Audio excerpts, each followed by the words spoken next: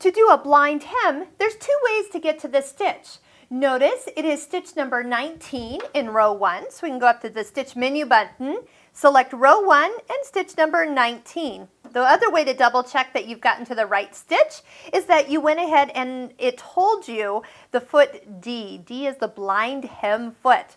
The other way you can get here, let's just go back to a straight stitch so you can see it change, is to go up to the sewing advisor. So touch the sewing machine in the top left corner. Tell it which fabric you're working with. We're going to do a woven heavy and technique, blind hem, technique number 5. And then come back. And look, it's gone right to that stitch for you, stitch number 19.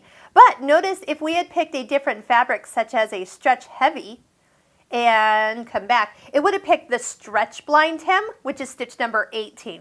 So I'm going to just go back up to 19. That's another way you can pick your stitches, is just arrow up or arrow down. Okay, so we're going to go ahead and put the foot on and get the fabric folded in the proper direction. So you'll notice with the blind hem foot, letter D, that the toes are different widths and they're not the same height. One comes up and down a little higher because one side's going to sit on 2 layers of fabric, actually 3, and then one is going to sit on 1 layer. So as we put it on there, the foot is going to be uneven. So let's go ahead, slide that in. Now how to fold the fabric. So you're going to take your fabric. This will be the new hem that it will be in your pants, your curtains, your skirt, along that. And then you're going to fold the fabric back. All right, so that's the back side. Give this a little finger press because as the stitch comes down, it's going to bite into this fold and then stitch down and bite again. Because we set the machine up for a woven heavy, and I'll just make sure we're where we're supposed to be. We are now, okay?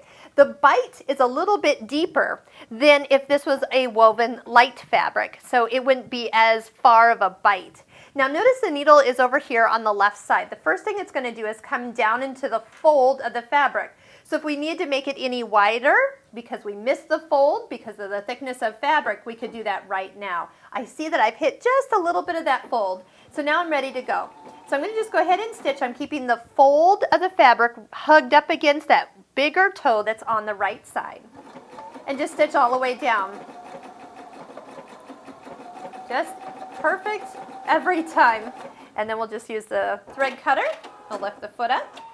All right, so this is what it's going to look like on this side.